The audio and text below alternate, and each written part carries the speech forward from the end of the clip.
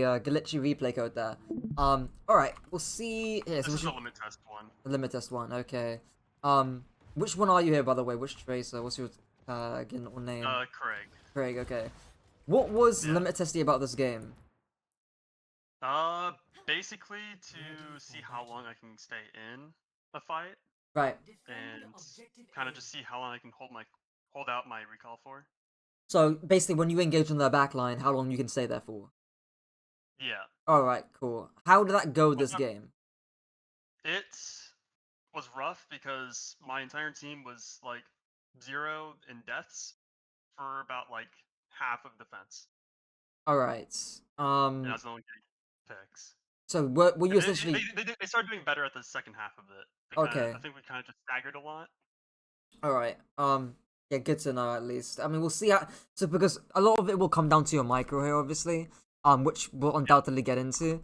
I mean, I'm looking at their comp right now. It really should not be that difficult to stay in their back line. Being Juno Baptiste, of course, the Tracer might come and match you, and we'll talk about that in a moment. What's let's what do I should? Yeah, what's that with the broad question? How is it just Tracer that you play as for your hero pool? Well, I played Tracer in most hit scan. I just find Tracer incredibly fun. Okay. Um, I'm asking that because obviously, like, you'll go into what don't happening is you'll get your playtime split between Tracer and then XYZ heroes. Obviously, like, Tracer's more than doable to OCP even with hero bans Yeah. because she never gets banned. As long as you're having fun with Tracer and you can play the character fine, that should have no bearing or no issue long term for you in terms of your hero pool. Or what you can play. What do you think went um what do you think went wrong for you in terms of your uptime in their backline? Uh, I think I was alone a lot of the time. My timing was probably like the main issue, I would say. Right, so was it okay, we'll see. Yeah, we'll see here Timing of because when I do my dives. okay. Because it might be a case of hey, you're going in really early and then the enemy team have got time to be able to clear your angle before you're even Yeah. able to do anything. So it might be a case of again like they're just playing really slowly and they just clear you and then they push in, which I hopefully not going to see here. What Yeah. other stuff? So obviously marking backline is important, right? What other jobs Yeah. do you have as Tracer? Well, at least what I'm thinking of doing right here is I'm contesting this high ground for now, and my other job is protecting my back line since I'm on defense from Tracer. But I only started thinking about that about halfway through the defense. I was like, oh shit, their back line's a little bit stronger than my back line. I should be trying to mark their Tracer so they don't go for my back line Right. in this Um, scenario. Yeah. it's I've actually had this discussion with another player. Like I had it a while ago in terms of like whether it was better or more reasonable to mirror and just play to mark the enemy Tracer, or to actually play to zone their backline and play to like basically just be a traditional dive character. It really depends in terms of who's gonna help you on your angle. Obviously, here, if you're playing with an LOS of your Weaver and your Tracer, in other words, you can actually win the Tracer duel. By all means, you can force it. But conversely, if for whatever reason you're getting 2v1 on your angle, or your backline can't see you, or it's just hard to take the duel and it's just not in your favor, don't feel like you need to be taking the duel, or don't force it. It's something that I see a lot of Tracer players do, where they'll face against a Tracer Lucio and then they'll force a duel, and they'll get reforced or they'll die straight up. So hopefully you also don't see that too, being a little bit aware of what your backline is playing, so you're able to like We'll see play how with it an LOS of them. goes. But yeah, we'll see here. Of course, there'll be traditional stuff. There'll be tons of micro that we'll go through with blink management, timing, pulses we'll go through as well. Speaking of that, how do you feel about your pulses generally? Do you just toss it out whenever, or I tend to. I mean, I do think about like enemy cooldowns, all right, like a Bat Lamp or Kiriko Suzu, stuff like that. Or if I see an opportunity, I'll use it. I don't hold on to it very long right? because it's like you can get it back almost like in its ability. Yeah, it's very opportunistic. So we'll see how your pulse Yeah. goes. I think the main thing with pulse that I'm seeing is the general piece of advice I give is if you should know 5 seconds or like before you throw the pulse, you should roughly know where the enemy team or where the enemy player is gonna move to. You should already Yeah. know the pathing of movement. I mean, we'll get into it when we get into it. But the micro matters less so in terms of the placement of your character, and more so in terms of how reasonable it is for you to predict how the enemy team or the enemy player moves. So we'll see how this goes. Very curious to see how long you stay on that backline for. But yeah, all right. Okay. Do you know that she almost just dies? Sure. Okay. The forcing this mirror here is completely reasonable. Right, so you see Tracer get 1 HP here. He has no idea where you're coming from. Right, you see our health bar's 1 HP here too. Like, this is more than reasonable. So doing this is completely fine. Okay. Okay, fine. Sure, maybe grips a bit unnecessary there by your Weaver, but it's fine. Okay. So where should you move to from here, basically? I'm waiting for the hog to drop so I can go onto their supports on top. Interesting, okay. So in other words, you're waiting for the hog to drop point, and then you can blink over here to get on to high ground. Yeah. Okay, well, we'll see. I'm not gonna say anything just yet. There's one thing I will say here, though, which the main thing is whether you actually need us to get reinforced out here. Okay. Fine. Okay. Oh, you keep shooting. That's So yeah, the thing you get greedy here for the clip here essentially. There's two things here. First one isn't a mistake, but it's something that I'm definitely gonna bring up later, which is your blink melee. I see so many. It pisses me off how many Tracer players do this. Obviously here's not really. It's fine to go for the blink melee, but I've seen so many Tracer players commit blinks and they commit positionally to try and get a blink melee off. In reality, the only time you should be blink meleeing is to finish off a kill. There should be if you're getting an extra damage, if your clip's over right now, I didn't see the two there. If your clip's over, I'll see Tracer players blink immediately and open space for no reason. Doing it here is fine because Tracer's 1 HP, or you will get the Tracer to 1 HP anyways. But it's something I'm bringing up here. Force recall, and then you visually see the Baptiste over there. You see Farah here as well, Tracer over here as well. Yeah. Why do you continue to peek this and shoots? I probably didn't even. I honestly don't think I even saw them in time. I probably didn't react quick enough, and then I saw them here, and that's when I tried to run. Right. I think the visual cue there for you is recall, because you're not gonna like shooting the Tracer is gonna do nothing to you. Like you're not getting any value out of this. It's the risk reward ratio is not in your favor right now. So the second you force a recall, just blink away. Because you've done that's the whole purpose of you dropping here is to force re. So once you've done that, you don't need to almost get your reforce yourself here. Which is unfortunate. Because now you could have again ideally stayed here. Ideally stayed in this sort of area here. You can play for Mega. You can stage here and then threaten backline over the right side. Your staging becomes a lot nicer essentially. Now of course your Weaver grips your way, so it's a bit unfortunate. But again the point of being is there's a little bit more disciplined here. But yeah, okay. We'll see how it is here because right now I don't think you're gonna be reaching backline anytime soon. We'll see it. Okay, what's the issue with staying here? Well, Roadhog who took me. That's why I tried to blink away, and I can't do anything from here. Sure.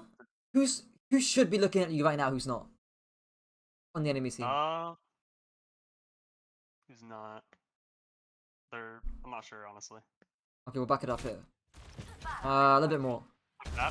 Yes, Baptiste, right? Now, I have no idea why this guy isn't shooting at you. But if I'm Baptiste, and I see a Tracer who still has recall, who's in open space, who can reach onto me, I'm going to shoot you. And if I'm coaching this Baptiste, I'm saying to him, shoot the Tracer. There's often a framework that I have. I mean, so many coaches will talk about this in terms of the only way you can live a good dive is by preventing it from even being a good dive in the first place. And here, for some reason, you're out in open space on high ground, and Baptiste just doesn't shoot you here. So, you play wider at least, you try and play distance here, which is reasonable. You try and play out of his OS, which is fine. But yeah, I'm a bit shocked that Baptiste never shoots you here in the first place. So, the question then becomes, where else can you maybe move to after you get grip? I could drop into room on low ground. Yeah, right. So when you say room on low ground, what room are you referring to? The one straight ahead, basically. Yeah. Instead of going there, I could have gone to the one on the right that you're looking from. Do you mean so do you mean this from here? Either one, honestly. I mean, one has a health pack, but it also has a long angle, so I could be really easily punished. The other one has a little bit more cover. Right. And it could also prevent a Tracer from diving my backline if I'm in that one on the right. Right. It's not immediately obvious, right? But again, it might be a dominoes effect of where, hey, you get gripped away because you greeted another clip for no reason, and because you greeted the clip for no reason, your staging is going to be terrible for this next dive. Because again, fortunately, again, you don't get full start for this. But yeah, I would say like dropping down here, playing really, really close. In other words, making it risky for the enemy backline to come and force you out here, right? If you're playing somewhere like, I don't know, you're playing on this card maybe, for example, and the enemy hog, the enemy Baptiste, they want to come and get you. If you're playing here on the cart here, and Baptiste is still on high grounds. The only time, well, the only way this guy wants to come and get you, he needs to put himself at risk. He needs to walk forward out in open space to come and shoot you off the high grounds. It's the exact same principle here as well, to a certain extent, like on the low ground here. But using that sort of, I call this idea of risk baiting, where you essentially bait the enemy player to making a risky play to come and force you out. Doing that kind of thing is probably the best thing you can do here. But yeah, going high ground here, I have no idea why Baptiste doesn't shoot you. But yeah, again, I think it's a dominoes thing from what happens for you greeting a clip. Okay, thankfully, you don't get forced out, so the Baptiste isn't very good at the game. Okay, blink here is fine. Sure. Okay. Okay. Okay. Okay. Watch for a bit more. Plus anything. Sure. So your first bit of micro here was actually really good. I actually really liked it. So you blink over to the top right here. You deep in cover. You reload in cover. Really nice stuff here. And then blink out. Fine. Again, clip onto the Baptiste. It's from here where things start to get messy. So where can you blink to from here? I could either blink back off, Mm. because I feel like if I blink to point, I can be kind of punished by the hog. Yeah, right. Blinks. Right, blinking to point, not a great idea. Blinking back off here though, that looks quite nice, right? Yeah. Again, it makes it risky for the Baptiste to come and get you. If you blink over here, right over here, right, the only way the Baptiste can actually chase you is by, it's very predictably moving to the high grounds. In which case, you're fine. You can either blink back here anyways, and you've got cover to use, plus a pack to go around, or you just play underneath, and then you duck him anyways. And then of course you can just go, somewhere over the stairs here, right? So I guess like the key idea here, how do I phrase it? Because it's easy to sort of. Say that again, sorry. Basically, if he had good aim, I would have died. Yeah. Again, you're kind of going back into the same place here, but I mean more so in terms of like, it's easy to sort of point this out when you're going top down POVs, right? Because in the actual game itself, it is hard to sort of look at where you should blink to. I mean, the good news is that I kind of asked you, like, where do you go to? And you kind of answered without hesitation. So you could have naturally knew you can blink off the high ground here. So I guess the question then becomes, why didn't you? Was this never in, like, your perception here? Did it never come up to you in the game itself to blink backwards? Here I thought I could win the duel. Just because of, just through the fight, I could tell you didn't have that marvelous of aim. So I thought I could still win this duel, and I could keep all the supports looking at me rather than looking at their team. Okay, so yeah. What made you think that you can win this duel here? Is it just mechanics? Just mechanics, mainly. Just mechanics, right? Would that have made, say you hit every shot here, would that have made a difference in terms of you killing the Baptiste or not? Not at this moment because of mortality. Right. So again, we're getting into like a very similar thing that we just saw against Tracer. We're greeting something when we don't actually need to. So first off, the first fight, it was just greeting against the recall. Now you're greeting against the mortality. And it's going to cost you, because again, the only place you can move to from here is back to the same spot. Where, hey, Baptiste can actually swing wide and still shoot you.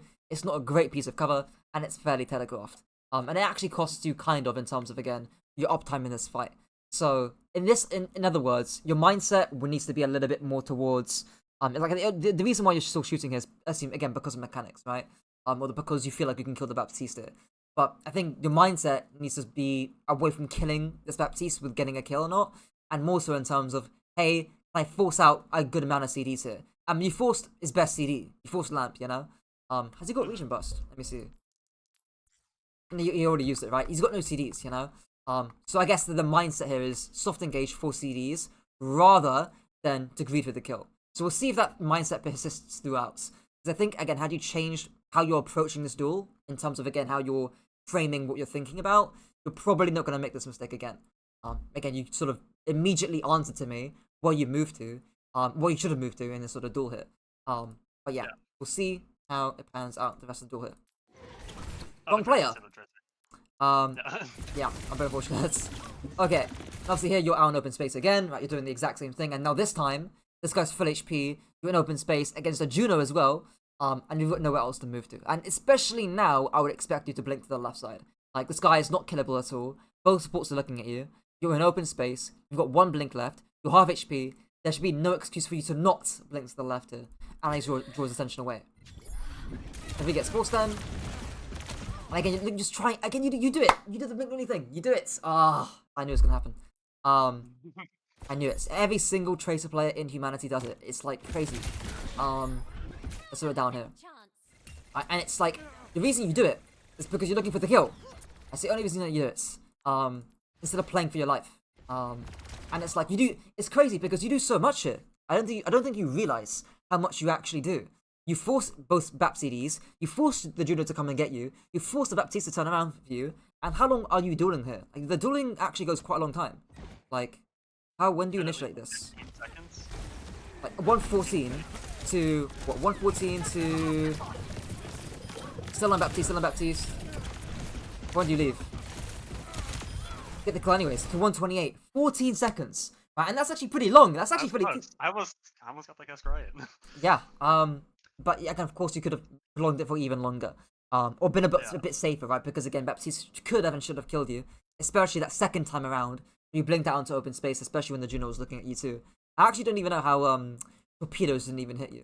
Also something to be wary of against Juno specifically. But yeah, like, what's a grip by your Weaver? Jesus Christ. I think I lived there without the grip, so they were still all on high ground. I could have maybe lived. Yeah. I was trying to go for Mega there, but I kind of got one open space. Okay, I mean, part of this, when you're getting your CDs full start with, is partly down to, again, your staging. Because in order to reach Juno, you need to cross heaven and earth to reach Juno, which you don't have the resources for. So I'm not going to fully blame you for this, to be honest. My one thing, why not take the platform here? Oh, because it's blocked. Oh, that's fair enough. Okay, is that why you didn't take it? Because it just... No, I just didn't see it straight up. Oh, okay. Oh, bruh. Yeah, I was like, okay, why not just take it, you know, like, at least your character has no verticality, might as well take it, and of course, it's, you know, it's gonna be blocked by... So blocked, yeah. Yeah, it's gonna get blocked by the high ground, right? But at least look at it, consider it, because it's the only other staging place you can really go to. Of course, doing this is gonna take way too long. Yeah. Way too long, so, yeah, at least consider it. Yeah. Nothing crazy. Yeah, sure you didn't see it. Yeah. Okay, and then some weird blinks here. Yeah, blinking out into open space. Is there a reason as to why you're blinking out in the open here? Like this? I was trying to make my way towards the room. Oh, okay, so there you go. Okay, sure. Fair enough, I suppose. Maybe a little bit of movement there with, again, blinking more deep into the room, but nothing crazy. Okay. I get tunnel visioned on the pink Juno. Right. My Yeah. like, ooh, Yeah. person's low. Let me get that instead of like my surroundings. Yeah. Again, it would have been quite nice. I mean, look how long your fast is in the fight, you know? I think it would have been quite nice to, again, done a similar thing to what she's doing. Because 15 seconds almost in a single fight is actually pretty good. Most Tracers I coach do 5 to 10, to be honest. But yeah. Yeah. But you could have definitely done it for a lot longer had you been a little bit more careful with your mindset. Hopefully she'll win this fight though, maybe. Hopefully. No. Looks like it's not the case, so that's unfortunate. Unfortunate. Okay. Good. Right side. Yeah.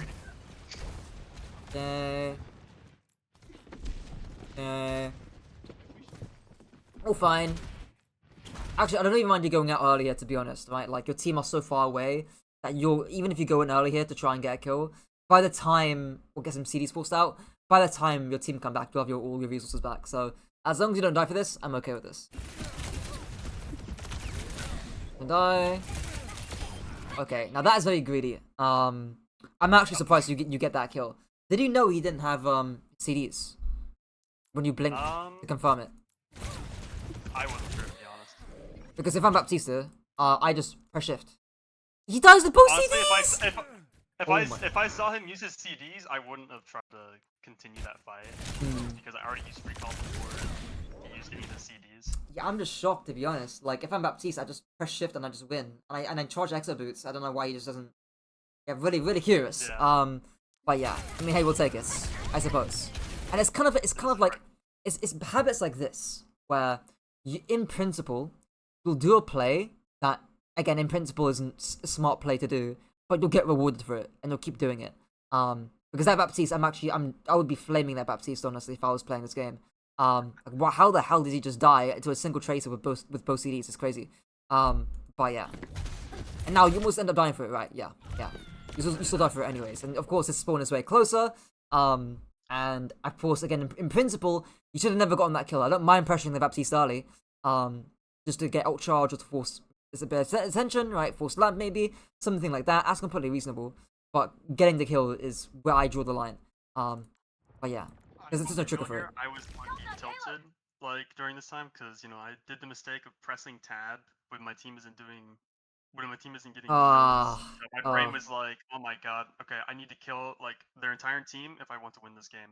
Yeah. Instant brain thought process, so I start greeting harder than I should. Yeah. How often do you play the game? Would you say how deep in a session was this game? This was I played one quick play game and then for a warm up because I was playing earlier, finishing up my placements. Right. I placed like Diamond 3, Okay. and I just finished my placements. It was like first game off of placements. I was kind of feeling sick during it. I took a nap, got on, played a quick play, then got onto this. Okay. Yeah, because why don't happening is you losing games or making dumb mistakes because you're tilted, right? Like it's the classic thing I say to players as well is like you don't want to play the game for so long or be so tired. Or you don't want to miss the critical shot because you're tired. That's like the dumbest reason in the world. So yeah, try to disconnect yourself from the leaderboard. As well, a bit easier said than done, right? But again, the leaderboard is also really oversimplified. But yeah, don't put too much stock into it. Okay, we'll see here. Coming back from spawn. Now you got pulse, orbital raise outs, staging's fine, the right side is fine, shots are fine. Okay, pulse is fine. We'll see here a little bit if you know where the Baptiste was moving here.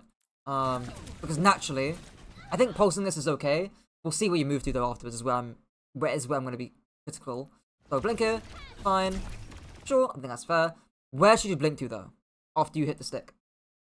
Into the room that's in front of me. Yes. Or back to where I was from. Exactly. Right. Why? First off, why did you not blink there? And second off, why is it so good? Well, I have cover. Main thing, right? Yeah. What else? I have an off angle, like a huge one. Right. So again, you become extremely hard to clear. Right. Especially against a double flex support lineup, you become extremely hard to clear. Again, I always talk about how just because you're playing in a really aggressive spot does not mean you're out of danger. And actually, arguably now, do you have any blinks? Let me see. No, I don't. No, you have no blinks, right? Like this is more dangerous than this, even though this is more aggressive by far. So that's again the key thing here. So I guess the second question here becomes, why not blink it? I think it was muscle memory because I didn't even think about my blinks at that moment. I just went for the pulse. I hit it, so my brain just like did blink back so I don't die to my own pulse, and then try and get the back kill once his lamp breaks. Right. So your priority here was hit the stick, basically, or don't be Pepega and die to my own stick, i.e. by blinking in front of it. Yeah. Right. Which is unfortunate because it is a really nice stick. I guess the how do I say it? Sometimes I tell players to have like a visual map or a visual template about how they do about what places they can really blink to, because it's not even here that you need to necessarily blink to, right? You could also blink to over here and also play this cover here too. But I guess like mapping out before you even go in about where you want to move to is also really useful, because when you're staging, i.e. walking up like this, right? You're not doing anything. Exactly, right? Like you're not doing anything. You're free to be in your thought process about where you can really blink to. Because right now I assume you're thinking about who you want to pulse. You're thinking about, hey, can I pulse the Baptiste right now? Which obviously you can. He's fairly split, right? He's a very easy target to hit. Like that's all reasonable. But my sort of reasoning here is add another sort of section to that thought process about where you want to blink to. And that again will increase your uptime. Because hopefully, what I don't want to see is you getting your recoil forced after you pulse. Hopefully, we don't see that. Don't we? Oh, an open space. Oh! Yeah, I mean, it was kind of inevitable for that to happen because you were in open space multiple times, and it's so unfortunate because it's like the simplest thing in the world. And again, when I asked you, you had zero hesitation, zero about where you want to move to. So clearly, it's some kind of thought process in the game. That's not being contributed to why you're making this mistake. Because knowledge-wise, it's all that. You know why going right side is a good, left side is a good idea. Hell, you could even go cut if you wanted to. And then duck behind it. That's also fine as well. But yeah. Okay. Let's see here. So greedy for the kill. So greedy for the kill. And it's just interesting because you're greedy for the kill when in reality you should be preserving your own life and keeping up your uptime. You're in no position to kill the Baptiste, even after you force Lambeth Pulse Bomb. You're in open space, and that should be your priority. It's a space control and and your uptime, how long you can stay in the fight for. And now you're gonna be doing Jackal. Yeah, this is better at least. Okay, better. Okay, good angle now. Okay, nice. Then to the right. Okay, going for the blink meter, I think is fairly reasonable-ish. Here's a lot better though, right? So again, you're staying behind the enemy team. It's really, really hard for the Juno Bap to clear you. So again, at least it's better late than never, as the saying goes. And then of course you just catch Juno here, 1 HP. I think that's fine to catch her. I'm okay with that. Juno Baptiste is okay. Nice. Okay. Yeah. The blink melee is. I said it was okay, but is Baptiste killable with the blink melee? No, because he just shift. Yeah, he just presses his ship on, right? How low is he when you go for the melee? Let me see. He's at least like 55 right there. Yeah, because I normally say to players if the character is 50 HP or below, then you can go for the blink melee. Then that's fairly okay. I mean, he's probably like 95. Yeah. Right. Because now you do it, and now he's what 60, so he would have been what 100 and something. Before you meleeed him, which of course 100 is not 50. So yeah, and of course, this is why I hate blink melee so much, because you're committing a blink, so you're committing a resource, you're committing positionally another resource, and you're committing recall, another resource. Where in reality, again, your mindset after here, where should you blink to? What? Into the room. Which is what I do later after the recall, but right. So it's too late by then. Exactly right. So again. You can shoot the Baptiste here, blink right side. You can even blink here a little bit and avoid Farah. That's fine as well. Maybe even spawn camp Juno. I would have been okay with that. Or you can blink to the left side here, maybe. Not as viable because again Baptiste can maybe flick onto you. But essentially any place that preserves your HP and increases your uptime. And again, you're not doing it because you're so tunneled on getting the kill. Again, you want that juicy Baptiste kill. You need that for your montage, you know. And you do end up getting it, which is again, it's like. In principle, that should not have worked. Because in principle, you can still preserve your uptime here you can still get the Baptiste skill without needing to use recall. And actually, if I'm cooking the Baptiste again, just extra jump to fucking high ground. I don't know why you're playing low ground against a Tracer. So yeah, the Baptiste isn't very good at the game, which is why you're getting away with a lot of the stuff. But yeah, and you kill the Tracer too? Oh my days. That's crazy. See, they're getting all this reinforcement for a bad play. Yeah, it's it's wild. Crazy. But yeah, had he been against like better players or against the Baptiste who can actually press shift to high grounds, you're not getting that kill. Here I hear they're fighting the Farah, so I peek for try to get a heal, but I get impatient because I see my health going up. So I'm gonna go get the kill here and then recall. Yeah, so again, this is just greed again, right? You want the kill, you want the montage, you know. You're probably high off of getting those 2 kills onto the Tracer and Baptiste. That is like, oh yeah, and then we get the third from my montage. But yeah. Honestly, I don't even mind pushing the Farah here. You actually do it on paper. You actually have a trigger to go. Like these guys are dead. And you got 2 blinks here. Like I'm actually fine with you pushing this. It's just how you push it is the concern. And you're very sloppy with pushing this because you know you're high off of getting 2 kills. So yeah. Okay. Of course, just blink here once, play here, play slower, push slowly is the call. But yeah. Statue. I haven't touched that thing since like Overwatch 1. Yeah, alright. We'll see here. Window out by Baptiste. Actually, fell all the time. Fine. Okay. I thought I heard the tracer over there, so I was like trying to find her. Sure. It's fine. Okay. Swings out fine. Okay. Okay. Door. So my main concern with this isn't really like, it's not really with what you're doing, it's with what you're not doing, i.e. the opportunity cost of going and looking to go for the enemy trace and the enemy hog here. Can you, it's sort of two questions to this. Can you reliably, or can you easily, or can you safely force up the tracer? No. Not really. I mean, here maybe, right? Actually here, yeah, maybe you can like blink once here, maybe, and then play the cover here, maybe shoot the tracer a little bit. So maybe the answer is yes in terms of, hey, you can actually force up the tracer here in some kind of universe, but mostly you can't. I think, again, maybe Tracer's making the mistake here of going out in open space and playing really aggro, chase your own backline here.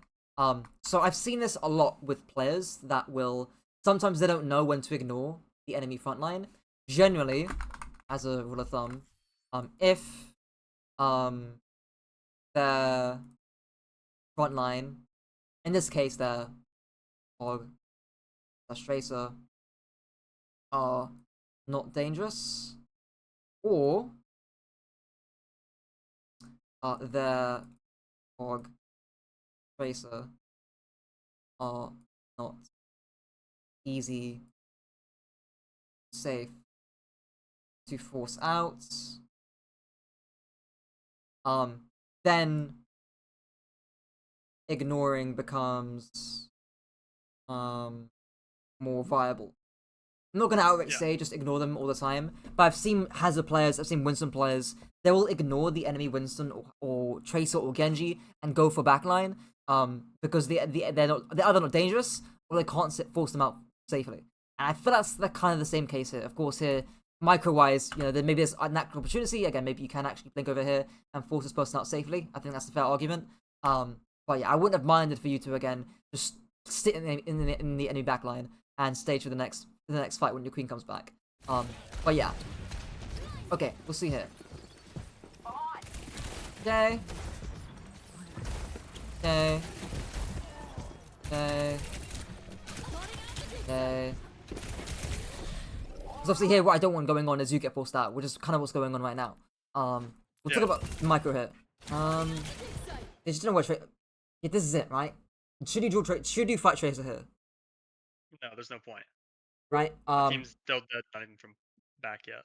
Should save cooldowns. Right. Who's also got the advantage in the duel? She does. Why does she have the advantage? Her supports are still there, and she has more health. Yeah, I think the HP's the big one, really. I think the supports are still coming back here, but I thought they would have been there, but no. Yeah, HP's the big one here. I would not do not take this, and this is kind of what I meant at the beginning in terms of like, hey, if you've got a disadvantage in a duel, don't take it, run away, waste your time. You know, you can ideally, where can you maybe move to from here? I could move left, go to the health pack, or go right and wait for their supports to come up and try and like slow them down. Yeah, you can just do that. That's fine. I was also thinking. I mean, left is actually probably the best case to move. Again, to directly avoid their tracer, you can like blink here and then again just sit behind their backline and again be really hard for the tracer to be forced out. In other words, again, the short end of the stick is don't take the duel.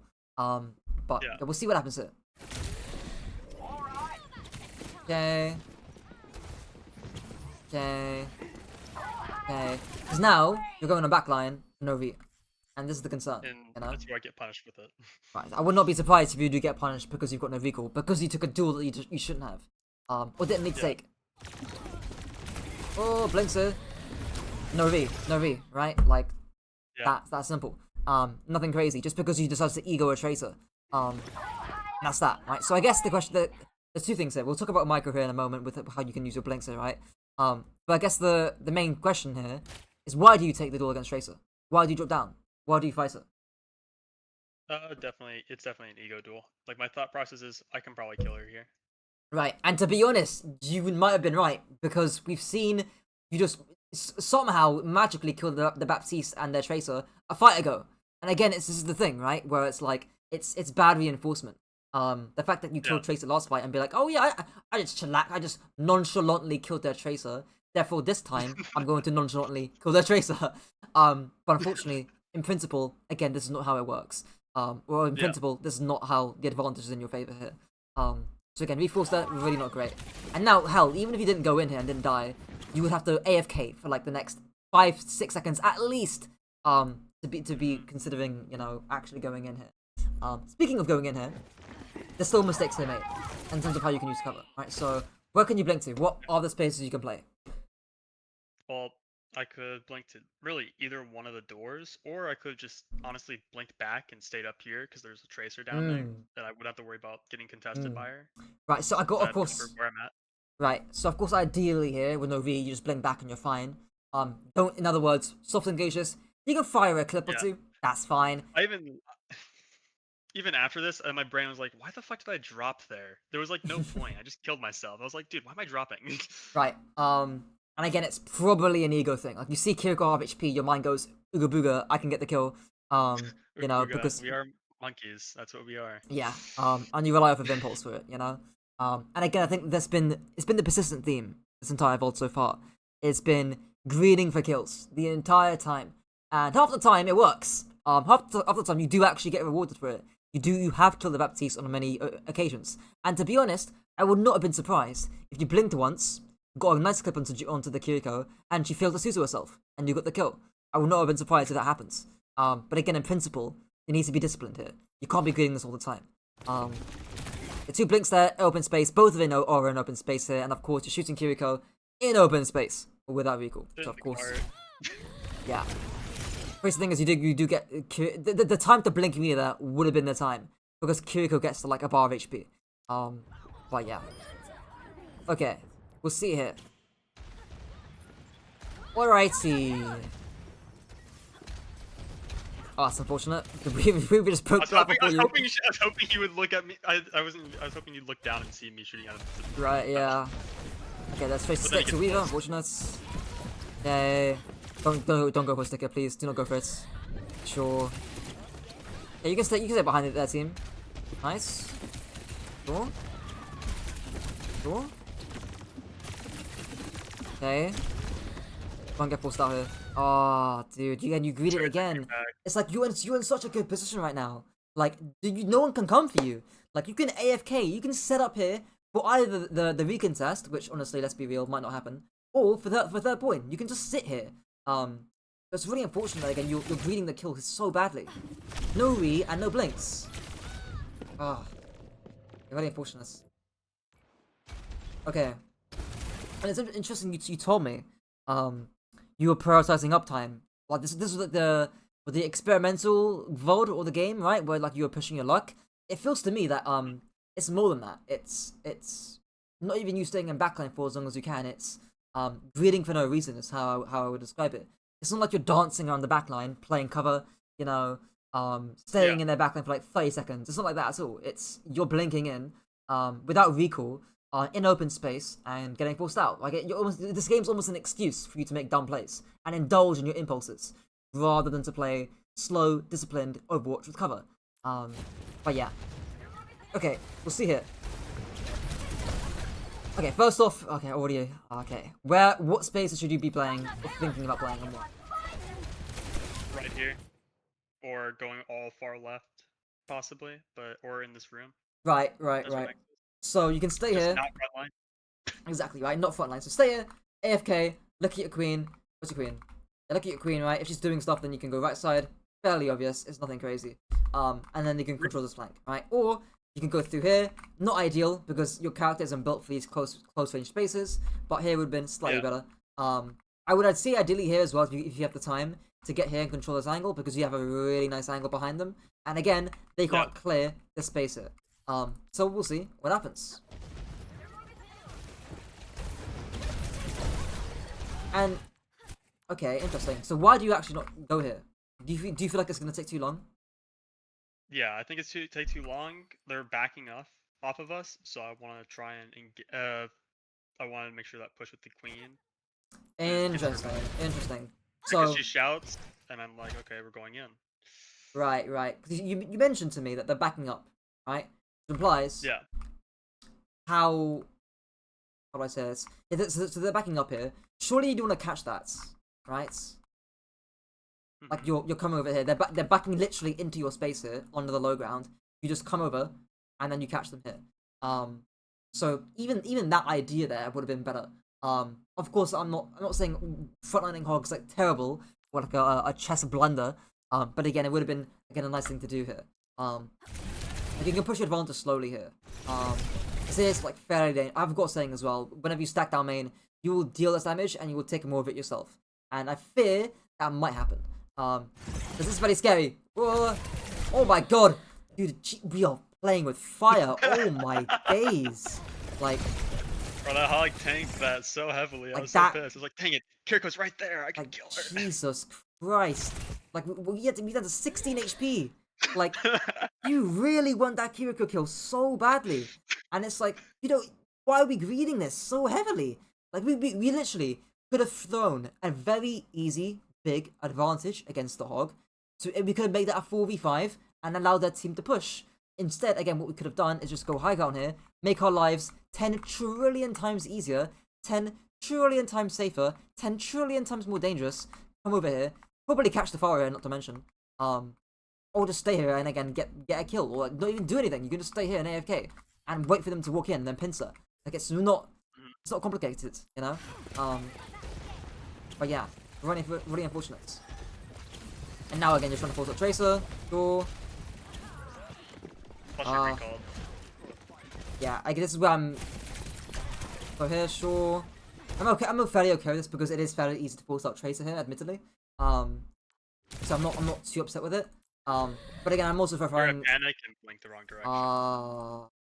Get your reforce. I'm gonna panic and blink backwards into open space, and then I'm gonna die. Why do we hold up? Why do we stay here? Are we not? So you force recall. What should you move to? Just out. Out. Just Leave. out. Right. Yeah. Leave. Right. You've done your job. Like it's the exact same case as first fight. You've done your job, and your Weaver, your Juno, they're safe now for the time being. But they're safe for the next 10 seconds or so. You've done your job. Leave. Again, there's no reason to greet this. It almost feels like to me that you're staying here to catch the Tracer and greet a kill. Rather than I don't know. Again, that's the only reason why I feel like you might stay here. It's very greedy. Very greedy. Oh my god. Oh my god. And we're the first one to die as well. Oh. Yeah. Technically your queen isn't spawned, admittedly, but we could have just been. Again, you could have been staging around here. That could have been so nice. Or what's this person doing? Yeah, you could have controlled Tracer there as well. Or again, you could have been here the entire time, and you've got the easiest layup of your life onto the backline. Easiest thing I've ever seen in my life. Yeah, not great. Not great. Wait, hold up. Did she teabag you? I don't know. Probably. Oh my god. Christ. That's Yeah, kind of she was doing deserved, that to a be little honest. bit. I think she's mad at me when she was on Baptiste. I mean, to be fair, I would not be surprised at that at all, the slightest. Yeah. But yeah. Okay. Let's see here. Okay. I'm not the biggest fan of this flank for again multiple reasons. It's too enclosed for you, but I can ace you are taking an angle here, so I'm not kind of complaining about it too much. I will say generally. Yeah, go on. Here it comes. Is this the pulse? Is the pulse of all time? No, this is where I die. Oh. I get teabagged again. Jesus Christ. It's like, hey, we have an advantage here, and we don't slowly push it. We push into their LOS. We push into their backline, into their space, if for no reason. Yeah, really not great. And you seem to have forgotten there's a mini pack here that Tracer can go into. How after you get Tracer half HP, right about here. I die with recall as well. Yeah, and that as well.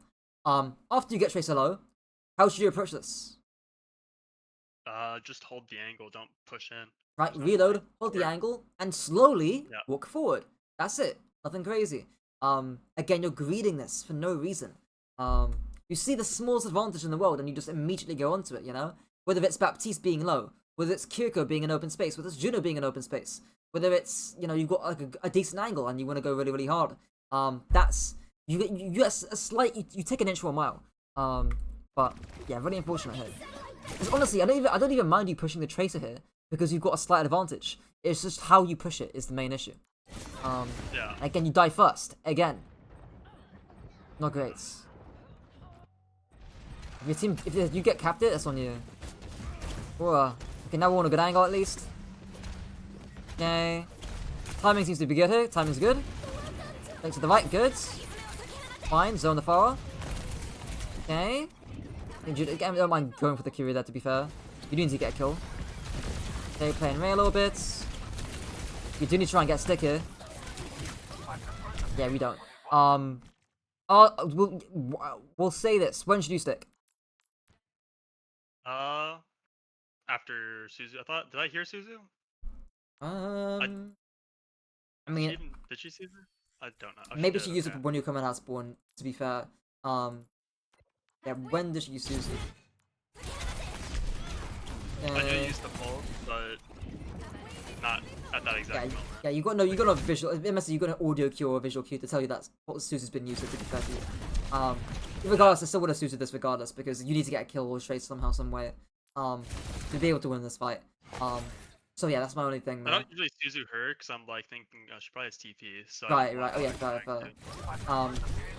Yeah, I mean it's a holy grail kind of thing because again you're down multiple kills, so I'm not expecting you. Even if you get the stick, I'm not expecting you to get a kill for it. But yeah. Okay. I'm trying to think of stalling here, so I go. That's a crazy stick. I didn't make it in time, unfortunately. Yeah. Just like half a second. It's kind of a dominoes thing from you dying first. You give them all the space, and then they Kitsu on point, and it's just really hard for you to get back into the fight. It's not too much I could really say here about what else you could do. I mean, we can watch it back here a little bit and see stuff else. Yeah, clip there's fine. Blinking right's fine. This is fine. Sure. Maybe the read is a little bit egregious there, but again, I'm not gonna cry about it too much. I didn't punch too much by that Farah, where I kind of was like. The Farah's like marking you out, right? Yeah. I think really the mindset here is again zoning them away rather than hard engaging, because it feels like to me you're greeting the kill here with no blinks. Or again, you're half HP with one blink here, basically. So that's my only, I guess, qualm is just zone the backline for as long as you can, right? Make these characters look at you for as long as possible. And then if you see a trigger, i.e. Suzu is the main one, right? Or TP, or maybe Juno's really far away, or whatever the case may be, then you can look for the pulse bomb. So in other words, you can AFK here, play in these sort of areas, play here, saying where you are right now is actually fine, and then you can juke the Farah. Essentially just make these people look at you, and stay here for as long as you can. It's gonna be hard, but yeah, I think it's the only thing you can really do here. Is the zone. Okay. Let's see, attack now. Attack is gonna be tough, because attack is really bad for Nambani. Well, this map is not really great for Tracer. Like, the flanks are really narrow, they're really predictable. It's really only one flank you can take, so we'll see if you do take it. I was looking for the Tracer here. Because usually they can test you down here. Okay, she just dies anyways. Yeah, and I was like, oh, okay, I guess I can play the game. Yeah, sure. I will say, the macro becomes a lot easier when Tracer's dead. Like, your decision making becomes a lot more clear. Nothing crazy here so far. Sure. Nothing much you did about the hog there. Fine. Sure. I'm okay with this. Fine. Okay. Sure. And you draw 3 people away. You force Farah to make a really weird angle. You kill the Kiri, or you help kill the Kiri, and you waste your time. I've got no concerns with that. Okay, yeah, bet to live. Sure, nice. And hopefully your team get that. Yeah, another rounds. Yeah. It's the nice thing about, again, it's the whole risk facing thing. Like, if Tracer wants to come and get you, she needs to put herself at danger to do so. Well, she is. So, okay. Hopefully things will be a little bit more exciting on second points. We'll see. 2 exits. Okay. Yeah, okay, go right side. Sure. Okay. Fine so far. Just waiting. Yeah, so why peek this? Alex, I heard the Juno. I thought I could try and go for a 1 clip. Whoa. I thought she was way closer than she was. Okay, what would you need to happen for Juno to be one clippable? How would she need to move? Or where In would a she need straight to line. in a straight line in front of you, right here. That's the only way you're one clipping Juno. In other words, it's too risky with what you're doing. I think I give this to players sometimes in tier 3 about how I view risk. There's two factors here, right? There's the unnecessariness of a play, and there's also the risk of a play. Now, I'm completely fine with you doing something that is risky as long as it's necessary to do so. I'm also fine with you doing something that's unnecessary as long as it's not risky. What I'm not fine with is you doing both. And that play there was both. It was risky because you went into open space, and it was unnecessary because your Winston wasn't jumping in, your team wasn't doing anything, the fight wasn't occurring. It wasn't necessary to be able to, go for the Juno there. And again, your mindset is so laser focused on getting the kill into the Juno in some hypothetical reality in where you get the one clip for your montage. But yeah, of course you get your reforced. Not reforced, sorry, but you get to half HP, and it could have gotten your reforced, and now the monkey's actually staging. He's looking for a dive, and now would be a good time to start thinking about staging here. Also, again, I was going asking him with the for the Winston. dive too. Right. Honestly, Regardless, even here, I'd wrap around, to be honest. I don't want to stay on the same angle as my Winston.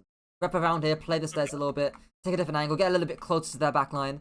Again, in other words, stage you a little bit better. If you think your Winston's going to go in here.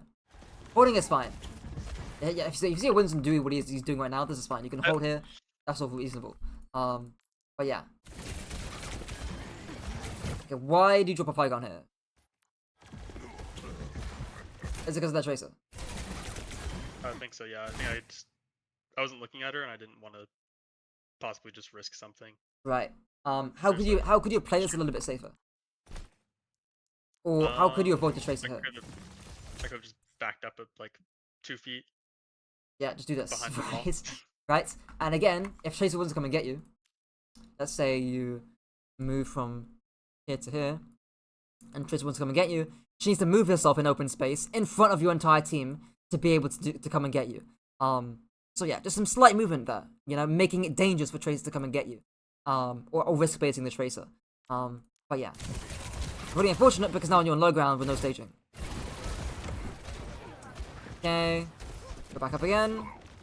Why playing white hair is good. I like this. Okay, why do we not blink out the dynamite here? I thought I was out of it if I walked to the wall there. I thought it would have been far away enough. So dynamite's got like a little clicking sound. I'm not sure if you heard it, but like when Ash throws it, she's got like a little click sound. My POV. That's you can't really hear it there. But yeah, there's got like a little clicking sound to the dynamite when it's thrown. From your POV, which would actually indicate to you that dynamite might be thrown your way. I always coach Ashes to do this, which is to dynamite Tracers before they go in, or Genji's too, because the only way, again, Ash lives the dive here is if you never dive her in the first place, and the way to do that is by dynamites. So it's a little bit of, I guess, awareness or anticipation for dynamite coming your way, to simply blink out of it, or to like chillax away from it for a second or two. But hitting you here is really not great for your uptime. And reforce immediately. I want to see how'd she knock me back away from the bubble? She's behind me. Good question. Let me throw my PV. That had me so confused whenever I was playing. I was like, okay, what the fuck? How do you knock me back? Oh, okay. Dang. It was just out of my, in my blind spot. Yeah, I thought just it was barely. straight behind me. Yeah. You're really unfortunate there. Okay. You're still gonna get your reforce there regardless, but still. Okay. Sure. Fine. Angle here is good. So what should you do here after you get the kill? What are your options? Play room or pressure up the Ash. Right, where's Ash right now? On the right. I'm looking at the wrong Tracer. My bad. Yeah, You are. I was looking at the wrong Tracer. Bro moment. Okay, we'll see here. Okay, really good pathing here. Where should you move to? To the room. Yeah, just go to the right, Play here. No one can come for you. You can chillax, charge your blinks, and then go into the Ash, right? Who's still on high grounds. my thought process was I saw where my monkey was going, and I was like, okay, I'm trying to follow up on my monkey here. Right. The issue with that mindset is that it can put yourself in danger when you don't need to. So, for example, a really classic case is mercies that will put themselves in danger. Let's, for example, in pharmacy comps, Pharah will do a really dumb play, and then mercies will essentially chase after their Pharah, and they'll make one dead person, two dead people. Because of what their Pharah does. They're like eternally attached to their Pharah, and it's kind of here where you're eternally attached to your Winston. You haven't really got to be shooting the same target as your Winston all the time, which sounds counterintuitive here. But in other words, don't do something risky just because your Winston's doing it, you know? Like, chillax here, play the cover here. As long as you're doing something at the same time as your Winston, I'm fairly okay with that. And actually, it looks like he's jumping out anyways here.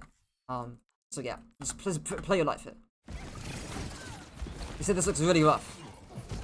Yeah. Like, Ash is just doming, like, how many shots is she putting into your team right now? I mean, she's got a really good angle here. 1, 2, no contests. Now you go into her, right? Finally. But it's too little too late here, sadly. So hopefully you can play to live here. Okay. Okay. I mean, even here, I actually would have just AFK'd and stayed here when your Winston dies because the fight's over. Or again, you can move deeper into their team and stay for the next fight. But yeah. Oh my god, where's that pulse? I'm not even gonna watch that back. That was a miracle pulse. Okay. Let's see here. Again, I think it relates back to the whole greed thing about you wasting cooldowns because you're being excessively greedy for it. But yeah. Okay, let's see. Okay. So are you looking for Tracer? I was gonna mark, yeah. Yeah, looking for Tracer the entire time. What? How do I say it here? A, is it easy to force out Tracer? And B, are you putting yourself at danger for forcing out Tracer? Honestly, I think possibly neither because the Life Weaver's right next to me, and Right, he's yeah, also so aware of the Tracer because he's Tracer's on him. So yeah, I'd rather the 2v1. Yeah, so it's not dangerous at all. Your Weaver's with you. That's fine, but it's not the Tracer itself isn't dangerous to your team. I don't think. Your Weaver's fine. You can ignore Tracer, and it's not going to come at a cost for your team here essentially by you ignoring Tracer here. So I wouldn't have minded for you to ignore Tracer. Of course, your team can play slow, and then your D.Va can just like AFK basically, and your team can clear Tracer really easily. Just fine. There's something to think about, consider. Because here you give up the staging to try and chase a Tracer. Okay. Hard mirroring. This is better because the Tracer is actually dangerous now, so this is fine. Okay, sure. Sure. What was that recall? Oh, that's not good. You're 220. You've actually got overhealth from Tree. You get a really good clip onto the Tracer. Link melee there's fine. But why the recall? That was a terrible. Why Muscle memory. Oh wait, no, right. I remember exactly why I recalled here. I misclicked it because my melee is okay. So we have it set up is my melee is on my mouse, right? Right. And my recall is the button right next to it. Oh, So okay, I just a accidentally fat misclick. fingered it. Okay, So sure. Mechanical thing there slightly. Yeah. Okay, sure. I was like trying to remember that. I was like, oh shit, that's why. Yeah. Okay, sure. Okay. It's not immediately obvious where you should go to, right? And again, if this is part of the map geometry, this is why I don't like Tracer on this map here. Where should you move to from here? And why? Just go right. Have a better angle. There's more cover. Right. What should your mindset be after you fall to E? Good question. Who's dangerous on the team now? Thrash. Right. So your mindset here should be: can I mark Ash? Can I zone Ash, Juno, Kiri for a prolonged period of time? Can I reach those characters? Should be what you're thinking about right now. Because frankly, Tracer V forced out, fine. You can maybe chase if she re-peaks it, then I think you can chase the kill. That's fine. You've got the advantage in this duel clearly. You've got overhealth to your HP pool. She's gonna recall. You'll be fine doing that. But here again, you can actually look to mark the enemy Ash. So hopefully, again, that would have been quite nice to see. But unfortunately, you got all the way around left side, and here, there's no way in heaven and earth you can. I'm so used to them playing this corner here that I assumed that's where they were. Right. I'm gonna be real. And I think that might be a thing about, hey, in principle, you know, in low elo, in principle, no one should be here. And you're getting rewarded by flanking through here, because, again, in low elo, people will just play on low ground here. But again, when Ash actually knows how to play the game and play high grounds, this obviously is not great staging. They're really far away. Blinking on open space isn't great. This is a bit better though. Blink cover. Sure. I don't hate that blink necessarily. But what do you end up really doing here? Is my question. You know? Like, you don't Really force tracery, and then you shoot Juno for a little bit, and then you don't do much, right? I think that's partly down to your pathing and what you're thinking about on the character. So yeah, but unfortunate. In fact, what are you thinking after you force tracery? Do I force re here? Or after I force tracer re? Yeah, after you force tracery, what were you thinking? My thought process was, well, I'm so used to them being down at that low ground right there. My thought for their supports at least. Right. Okay, I'm gonna take an off angle right here since they're kind of playing main. I'm gonna take an off angle. I'm gonna see if I can get a pick. I see the Juno's half, so I try and push her. I see the Curie TPs, so I just back out of that duel because I don't want to get 2v1'd. Right. And then I go on stair steps. By then they already bobbed and the team fight's over. Yeah, so it might be like a map specific thing where you're expecting them to play low ground here for some reason, and then that's why you go to this side of the map here. Obviously, again, I think you going here regardless of whether they're playing. If they're playing low ground, going here is still fine. You can still reach them here regardless. So again, you can hedge your bets basically. But yeah, okay. We'll watch some pulses because I'm gonna go through that now. Ultimates. We'll go through this one. Okay. Using the pulse hog. Sure, fine. That's fine. He's low HP. Fine, but nothing complicated there. Yeah. Okay, we'll see this one here. Okay. Alright, so where does the Ash move? Slow it down here. So Ash is here. Where? Give me some directions. So is Ash going to move left, right? I saw her ADSing. Well, she moves right. I mean, left, I mean. Yeah, right. Why? What direction would you expect Ash to move here? I would expect her to move side to side strafing, typically at least. So I'd be expecting her to move towards me or away from me. Right. At least because she's not looking at me. She's ADSing, so my brain processes like, okay, she's not gonna move, so I'm just gonna pulse right here.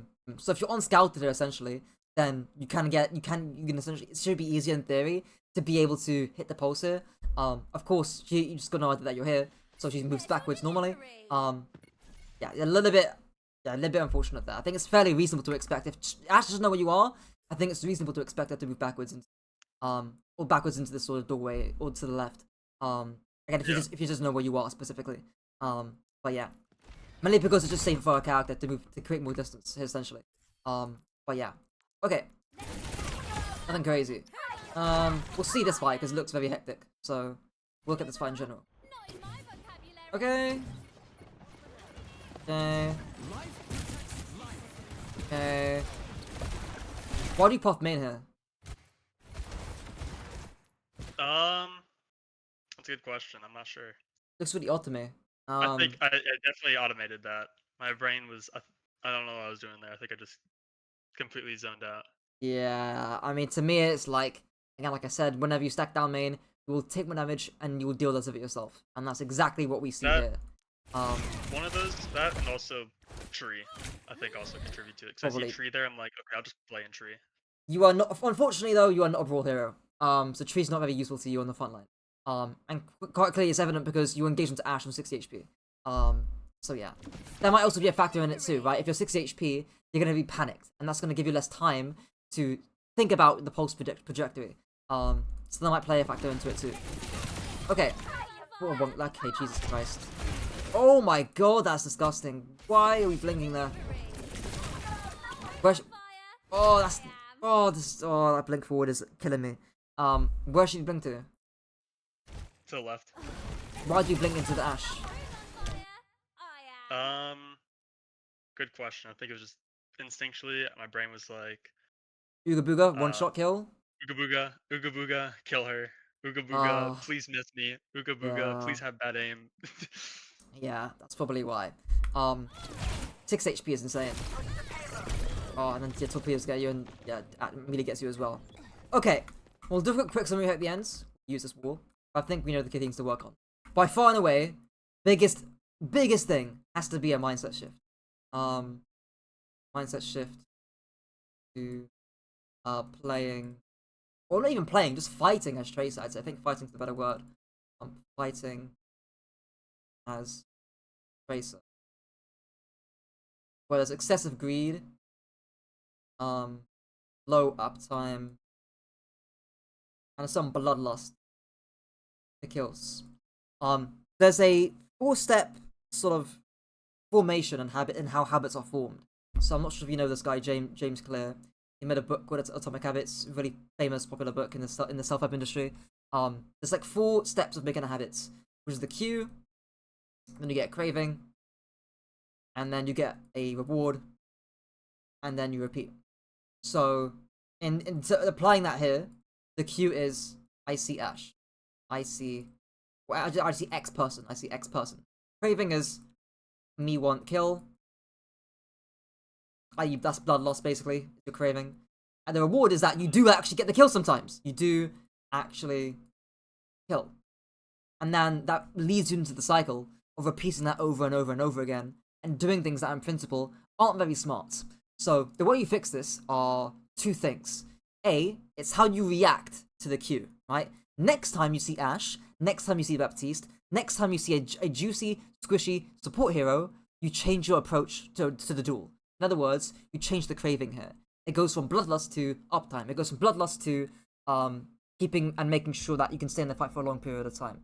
Only go for the kill when you can, when there's a trigger to do so. Because over and over again, that fight there is a perfect Class A textbook example of you going onto the enemy Ash with no actual thought or reasoning behind it, and you die because of it. You know, as there's no reason behind that. So it's to change your response to the cue. And this 4-step thing applies to pretty much every habit that you have, bad and good. Brushing your teeth, eating food, going to the gym, meditating, literally any habit in the world it applies to. And that's the main way you affect the cue here. It's by changing how you think about playing the character, and to change your response to the next time you see the enemy Ash. And again, we'll link in triggers here. Because again, every single time I've asked you what you should have done, you have answered to me with pretty much perfect position, good reasoning, and no hesitation. Which shows to me you've got the knowledge. You're smart enough to know how to play this character. It's just applying that to the game itself. And I think practically, again, it's how you're responding to the visual stimuli in your game. So this is by far the biggest thing that will, I think, change or impact how you play the game. Of course, this links into the second and third things here as well. Of course, I've been cover/aggressive but safe. So again, playing in super hard to clear position. I think first fights are second point defense, as well as first point defense as well, where you can just back up against Baptiste. And those are like Class A examples of that. Where again, if they want to push you, if Baptiste wants to come and get you, if Juno wants to come and get you, they need to put themselves in dangerous positions to do so. And I think that's it's really important you learn that at high level. And then third thing is, I mean, pulses were okay. Blinks were okay too. You were reeling behind cover. I've got no complaints there. I think also pathing here for sure. There were some really questionable paths that you had. Either like it's stacking on Winston, we saw a little bit earlier on Winston. Going down main twice actually. So again, last fight here. But also the fight where your queen shouted on third point defense. I was also with pathing. Also, second point attack with pathing again. When you're going around the low ground instead of the high grounds. Some of this will be map specific, obviously. But again, it's really important that you're able to close distance safely. But yeah, those are the key 3 things. Any questions? What is one big core thing that I can just constantly put in my brain, think about during the game, constantly repeat to my brain to try and do so I can change it? I feel like that's the best thing I can do that can like mentally change my habits is to constantly just have it in my head repeating. Yeah. So until- the biggest thing I say to that is have constantly question everything that you're doing. And the big one I think here that I tell most players is to say to yourself, where do I go? Where do I move to? Again, how do you, let's say you were asking yourself that question, and we can go back to the fight. Right, over here, right? Had you been saying, where do I go to? Where do I move to? How can I maximize my uptime? Is another question you can ask yourself too. You probably would have blinked it immediately, and it's not even like again because you know I'm giving you the prompts essentially. I'm asking you the questions about where you want to move to. It's just that you need to be asking yourself those prompts yourself in the game because you're smart enough. You know the answer to these things. It's just getting yourself to think about these things while you're playing the game. There's also a second hack. I say hack in quotation marks, but it's the second thing you can do, which is when you're recalling, you're not doing anything. You're stuck in an animation for 1 second. It's a 1 second animation. You can use that time in your recall to start thinking about, okay, I'm recalling. Where am I going to end to, and where do I move to after I exit my recall? Right. So I exit my recall. Here's what I'm going to blink to. Here's what I'm going to do. Here's the person I'm going to go on to, or not go on to. Maybe I stage for next fights.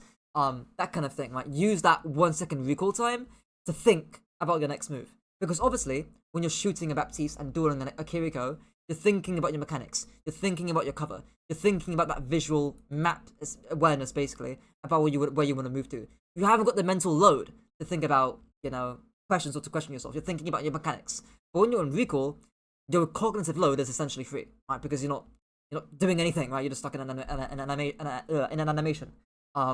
It's the exact same thing as well, by the way, in pre-fights, right? Because when you were here, I was telling you, you're not doing anything, right? You're in the pre-fight. You're doing fuck all. You're not doing anything mechanical. So think about the cover that you want to be using here, in the pre-fight, because again, you're doing fuck all. And then almost pre-plan it yourself. You should be doing that as many fights as you can. And over time, the idea here is that over time, when you put yourself in more situations, when you consciously think about your cover here more and more, it'll come naturally to you, because pro players will subconsciously think and subconsciously feel, and they'll know where to move to, just by repeated conscious practice over time. So yeah, hopefully next time you're in Nambani defense, you'll be able to blink here and blink here, maybe blink back here, constantly, all the time, and you'll have this like visual template all the time that you'll build up over time against different comps on different maps. So hopefully next time you play Nambani, it'll be a bit easier. But yeah, anything else?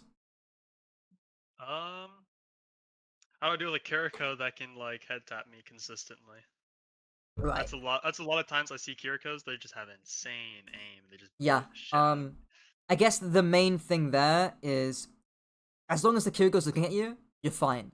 In other words, if you're dueling here again, and say there's a Kiriko right here, if she's pre-firing the corner, either switch up your angle, so out-rotate her. So, again, Kiriko's here, you are here, right? Blink here and out-rotate her, or just AFK. If she's pre-firing this cover, she's not looking at her team. That's more than reasonable. You're zoning her away, and to be honest, you're probably zoning more than just Kiriko away too. So yeah, that's how I would approach it again from a mindset thing. How long can you stay on the angle for? Don't greed the kill into Kiriko, right? Because the pre-fire kunais, there's only become an issue if you're wanting to kill the Kiriko or get the kill, and you're trying to kill her as fast as you can. That's when it only becomes an issue. Because you are right that Kirikos do have insane aim and just hit dinks all the time. But yeah, again, frame it to uptime, and try not rotate her where possible. Anything else? Let me think. Is it kind of like the same thing if like I'm matched up against a Reaper? Because ever since the hitbox update, fighting a Reaper is basically impossible. Because you can just one tap you from even your basic range. It's really his range is like really annoying. It's kind of the same thing against Reaper, right? Out rotate him, play areas where it's hard for him to move to. This is the big thing I say against Cassidy's as well when you're playing Tracer. Or against Ana, Brick, Cast comps, is those heroes especially aren't that mobile. So what you can do is play a position that if the Cassidy wants to come and force you out, if the Reaper, if the Kiriko, if the Tracer, if whoever, insert whatever character that you struggle against, if they want to come and force you out, they need to put themselves at danger to do so. That's the best piece of advice I can give. Especially, it works really good against immobile characters. Cassie's a good one because he can't move very well. But yeah, That's the advice I generally give. What else? Any other questions? I believe that's all I can think of at the moment, unfortunately. Ooh, that's fine. If you think of anything else, then feel free to DM me, and I'll try and get back to you. But yeah. Barring that,